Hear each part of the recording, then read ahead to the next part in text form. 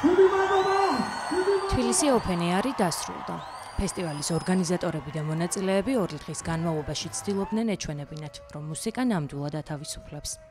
კარგად ნაცნობი ფესტივალის შემადგენლობა წელს უჩვეულო იყო. წინა წლებისგან განსხვავებით წელს თბილისი ოპენ ეარის სცენას მხოლოდ ქართველი არტისტები იკავებდნენ. თანაც ისეთი კოლაბორაციებით, როგორც აქამდე არ მოგვისმენია.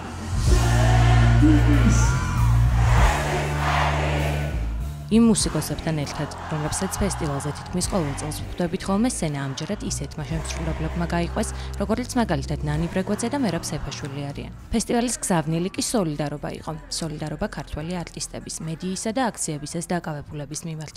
თბილისი ოპენ ეარი თავიდანვე გაჩნდა იმ იდეით, რომ მუსიკა ათავისუფლებს და აი ამ სლოგანის გარშემო ყოველწლიურად იმ საბაზისო ღირებულებების გარშემო ვერთიანდებით, რაც არის თავისუფლება, მრავალფეროვნება, თანასწორობა და დღეს ძალიან მნიშვნელოვანია სოლიდარობა. და მნიშვნელოვანია, რომ თბილისი ოპენ ეარი არის ადეკვატური ფესტივალი და ყოველთვის ეხმიანება იმ პროცესებს, რაც მიმდინარეობს როგორც ჩვენს ქვეყანაში, ისე გლობალურად. ასე რომ წლევანდელი ფესტივალიც მაგით არის მე მგონი გამორჩეული, რომ თავარი ხაზი რაც აქვს არჩეული არის ის, რომ სოლიდარულები ვიყოთ ერთმანეთის მიმართ. სოლიდარულები იყვნენ არტისტებიც და ფესტივალის მონაწილეებიც. 24 და 25 მაისს ფესტივალის მთავარი სცენიდან არაერთხელ გაისმა ფრაზა. თავისუფლება სინდისის პატიმრებს. ჯორჯიას კი არაერთმა არტისტმა უთხრა, რომ სწორედ ეს იყო ის გზავნილი, რომლის მიტანაც მაყურებლამდე ყველაზე მეტად სურდათ. რაც ხდება, ყველაფერი რაც ფონად ცდევს ამ დღეებს უკან რუსთაველზე და არა მარტო რუსთაველზე, რეგიონებში და ასე შემდეგ.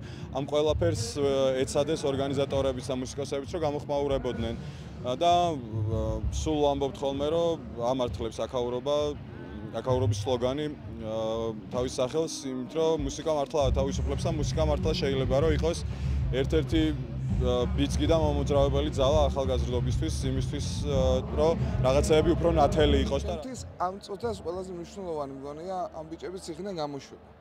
ნებისმიერ ფასად სხვათა შორის, იმიტომ რომ ჩვენ არ გვაქვს უფლება დავაკარგვინოთ მათ ცხოვრება. ამიტომ ნებისმიერ ფასად მე ვიტყოდი, რომ უნდა გამოუშვათ ეს ბიჭები და არა მარტო ბიჭები. ამას ჟურნალისტებსაც გულისხმობ ამ ყველაფერში. უკვე წლებია თბილისი ოპენ ეარის ნაწილია თავისუფლების სოფელიც, სივრცე, სადაც ფესტივალის სტუმრებს საინტერესო დისკუსიების მოსმენის შესაძლებლობა აქვთ. წელს ამ სივრცეში სხვა ორგანიზაციებთან ერთად მედიაც იყო. ოპენ ეარის ისტორიაში გვაქვს ესეთი კოლაბორაცია თბილისი ოპენ ეართან.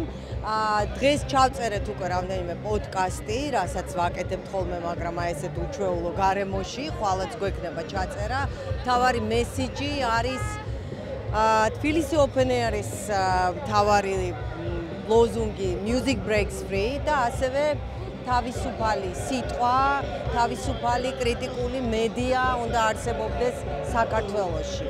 და არავინ არ უნდა ეცადოს, რომ ჩაახშოს თავისუფალი მედიის ხმა. ეს არის ჩვენი მესიჯი და ეს არის ამას იზიარებს მე მგონი ყველა, ვინც ესწრება თბილისი ოპენ ეარს.